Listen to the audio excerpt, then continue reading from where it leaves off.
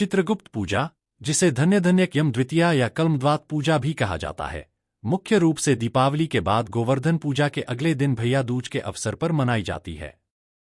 यह पूजा विशेष रूप से कायस्थ समुदाय द्वारा की जाती है, क्योंकि वे भगवान चित्रगुप्त को अपने आराध्य देव के रूप में पूजते हैं। चित्रगुप्त को धर्मराज का सहायक और जीवन के कर्मों का लेखा-जोखा रखने वाला देवता माना जाता है। वे न्याय और कर्मों के प्रति हमारे कर्तव्यों के प्रतीक माने जाते हैं। चित्रगुप्त का महत्व।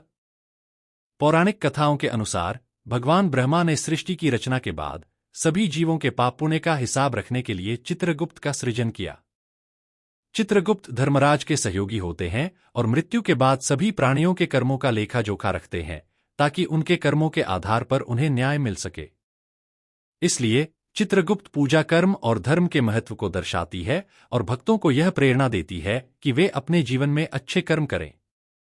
पूजा की विधि। चित्रगुप्त पूजा में कलम, दवात और लेखनी की विशेष पूजा की जाती है। इस दिन कायस्थ समाज के लोग अपने व्यावसायिक खातों, बही खातों और पुस्तकों की पूजा करते हैं।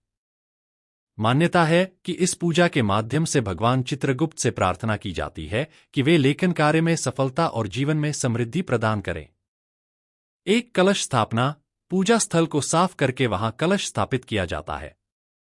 2 चित्रगुप्त की मूर्ति या चित्र। पूजा में भगवान चित्रगुप्त की मूर्ति या चित्र रखकर उनकी पूजा की जाती है।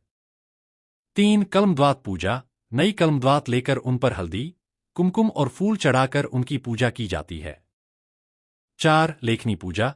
पुराने बहीखातों और लेखन सामग्री को भी पूजा स्थल पर रखकर पूजा की जाती है। 5 आरती। भगवान चित्रगुप्त की आरती की जाती है और उन्हें भोग चढ़ाया जाता है। 6 लेखन कार्य। पूजा के बाद लेखन कार्य में उन्नति और बुद्धि की वृद्धि के लिए भगवान चित्रगुप्त का आशीर्वाद लिया जाता है। मान्यता।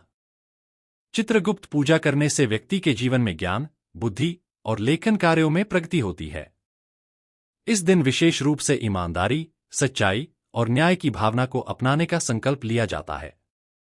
इस पूजा का उद्देश्य व्यक्ति को उसके कर्मों के प्रति जागरूक करना और जीवन में सच्चाई के मार्ग पर चलने की प्रेरणा देना है।